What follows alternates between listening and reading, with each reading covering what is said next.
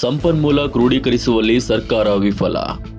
ಪರಿಷತ್ ವಿಪಕ್ಷ ನಾಯಕ ಛಲವಾದಿ ನಾರಾಯಣಸ್ವಾಮಿ. ರಾಜ್ಯ ಸರ್ಕಾರದ ಹಣಕಾಸು ಪರಿಸ್ಥಿತಿ ಹದಗೆಟ್ಟಿದ್ದು, ಅಭಿವೃದ್ಧಿ ಕಾರ್ಯಗಳು ಸಂಪೂರ್ಣ ಸ್ಥಗಿತಗೊಂಡಿವೆ.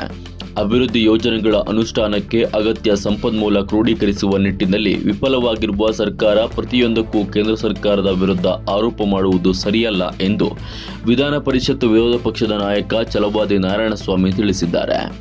ಸುದ್ದಿಗಾರರೊಂದಿಗೆ ಅವರು ಬೆಂಗಳೂರು ಸೇರಿದಂತೆ ರಾಜ್ಯದ ಹಲವೆಡೆ ಭಾರೀ ಮಳೆಯಾಗುತ್ತಿದ್ದು, ಸೂಕ್ತ ಪರಿಹಾರ ಕಾರ್ಯಗಳನ್ನು ಕೈಗೊಳ್ಳುವಲ್ಲಿ ಸರ್ಕಾರ ವಿಫಲವಾಗಿದೆ ಎಂದು ಟೀಕಿಸಿದರು.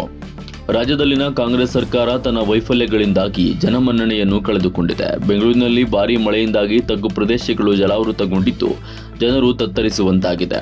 ಬೃಹತ್ ಬೆಂಗಳೂರು ಮಹಾನಗರ ಪಾಲಿಕೆಯಲ್ಲಿ ಚುನಾಯಿತ ಪ್ರತಿನಿಧಿಗಳು ಇದ್ದರೆ ಜನ ಸಮಸ್ಯೆಗಳಿಗೆ ತಕ್ಷಣ ಸ್ಪಂದಿಸಲು ಅವಕಾಶವಾಗುತ್ತಿತ್ತು.